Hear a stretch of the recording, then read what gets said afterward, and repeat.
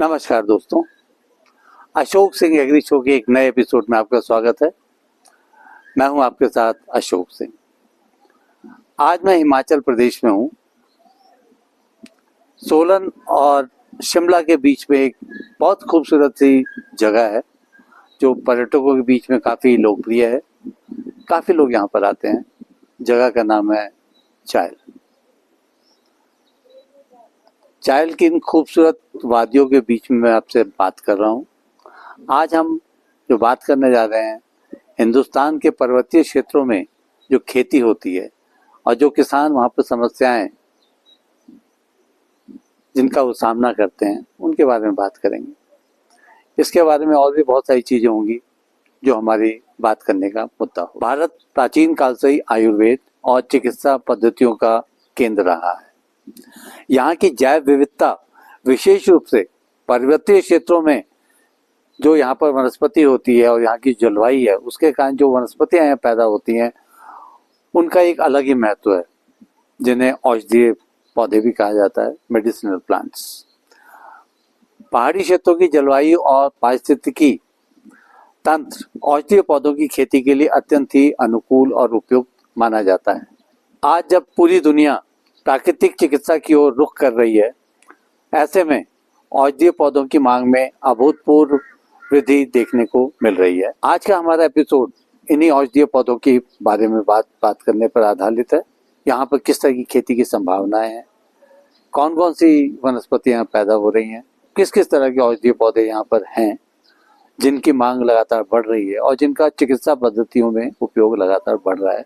आज इसी बारे में हम लोग बात करेंगे। हर बार की तरह इस बार भी कार्यक्रम शुरू करने से पहले आपसे आग्रह है कि वीडियो को पूरा अवश्य देखें ताकि इस जानकारी से आप लाभ उठा सकें।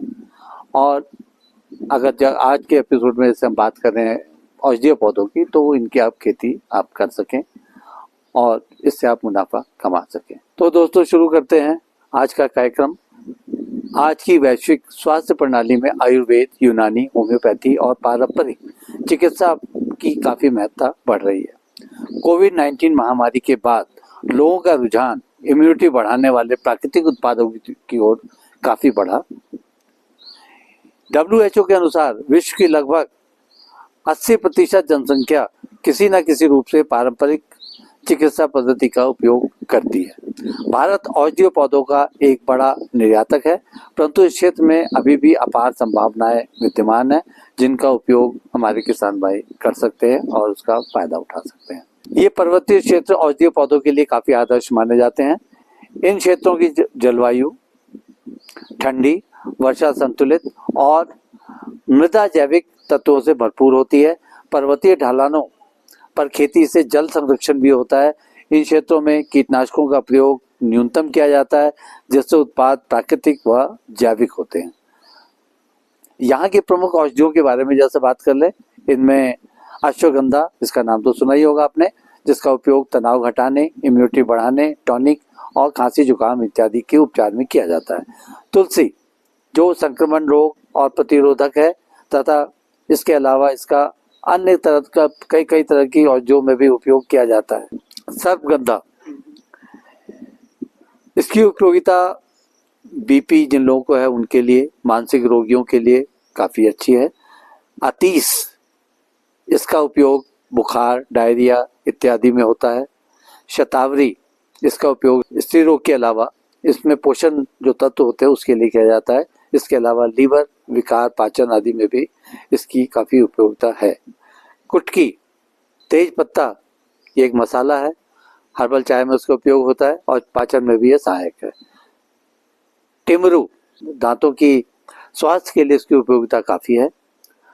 फिर बुरांश, इसका महत्व हृदय रोग और हर्बल जूस के रूप में है। औषधीय पौधों की कीमतें और प्रसंस्करण गुणवत्ता और मात्रा के आधार पर भिन्न होती हैं। उदाहरण के लिए कुटकी और अतीश जैसे पौधे 2000 से 5000 रुपये प्रति किलोग्राम तक बिक सकते हैं। यदि किसान समूह बनाकर प्रोसेसिंग यूनिट स्थापित करें और इसकी ब्रांडिंग करें तो उनकी आय कई गुना ज़्यादा बढ़ सकती है। उदाहरण के लिए उत्तराखंड और हिमाचल प्रदेश में कुछ किसानों ने औषधीय पौधों की जैविक खेती करके सालाना 3 से 5 लाख रुपए तक की प्रति हेक्टेयर तक की आमदनी अर्जित की है। आप यहाँ की खेती की तकनीकों पर भी कुछ चर्चा कर लेते हैं। सबसे पहली बात आती है स्थान चयन। ढलान वाली भूमि जहाँ जल निकास अच्छा हो, इसके लिए इस तरह की खेती के लिए उपयुक्त मानी जाती है। बीज या रोपाई गुणवत्ता वाले प्रमाणित बीज या पौधे का ही उपयोग करना चाहिए। टपक सिंचाई प्रणाली अपनाने से यहाँ पर जल की कमी होने के बावजूद भी अच्छी फसल ली जा सकती है। कीट नियंत्रण के लिए जैविक कीटनाशकों और प्राकृतिक विधियों का ही उपयोग करना चाहिए। जहाँ तक फसल चक्र की बात है, औषधीय पौधों को अन्य फसलों के साथ इंटरक्रॉपिंग करके भी मिट्टी की उपजाऊ शक्ति भी बढ़ाई जा सकती है और साथ में और भी फसलों की उपज लेकर अपने लाभ को बढ़ाया जा सकता है। जब ये तैयार हो जाए फसलें, तब उचित समय पर इनकी कटाई करने के बाद छाया में इनको सुखाया जाना चाहिए और इनका भंडारण सही तापमान पर किया जाना महत्वपूर्ण है। देश में औषधीय पौधों के लिए काफ़ी कुछ अनुसंधान और शोध किए जा रहे हैं। ICAR और उसके संस्थान, इसके अलावा यूनिवर्सिटीज़ में भी इस तरह की कई कामकाज किए जा रहे हैं, जिनमें वैज्ञानिकों ने कई उल्लेखनीय उपलब्धियां हासिल की हैं। ICAR का CIMAP लखनऊ, इसके अलावा आयुष मंत्रालय औषधीय पौधों पर सतत अनुसंधान कर रहे हैं। इनकी नवीन किस्मों में CIMAP ने CIM अपराजिता, CIM आयुष, H64 जैसी कई उच्च गुणवत्ता वाली औषधीय किस्में विकसित की हैं, जिनका उपयोग किसान भाई कर सकते हैं। जैव सक्रिय यौगिकों की पहचान की बात जहाँ तक करें तो वैज्ञानिक अब DNA बारकोडिंग और मेटाबॉलिक्स जैसी तकनीकों का इसके लिए उपयोग कर रहे हैं, जिससे पौधों की गुणवत्ता और प्रभावशीलता मापी जा सकती है। अब आते हैं औषधीय पौधों की मार्केटिंग और इससे संबंधित चुनौतियों के बारे में।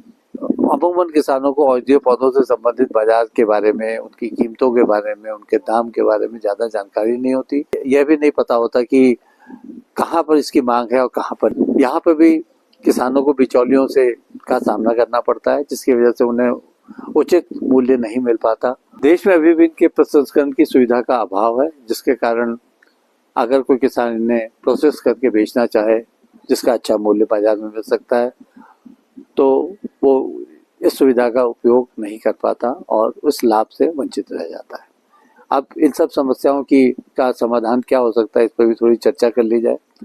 इसका एक सबसे बड़ा जो रास्ता है वो ये है कि FPO यानी फार्मर्स प्रोड्यूसर्स ऑर्गेनाइजेशंस किसान बनाकर और साथ में एक सामूहिक रूप से इसकी मार्केटिंग करें, तो उसका न सिर्फ ज़्यादा मूल्य मिलेगा बल्कि उनकी लागत में भी कहीं ना कहीं कमी आएगी। जैसे कि बाजार तक लेकर जाना, उसमें सामूहिक रूप से जब ढुलाई होगी तो जाहिर है कमी आएगी।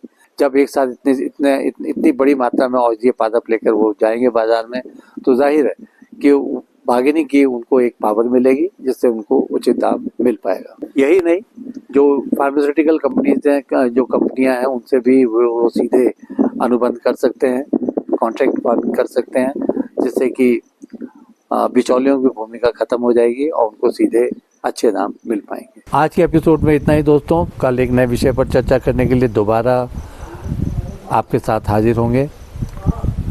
अगर आपको ये वीडियो पसंद आया हो तो कृपया लाइक करें, शेयर करें और सब्सक्राइब करें। अगर आपके पास कुछ सुझाव या सजेशन हो तो हमारे इनबॉक्स में आप भेज सकते हैं, हम उसका उत्तर ज़रूर देंगे। तो दोस्तों, कल एक नए विषय के साथ दोबारा आपसे मुलाकात होती है। तब तक के लिए नमस्कार।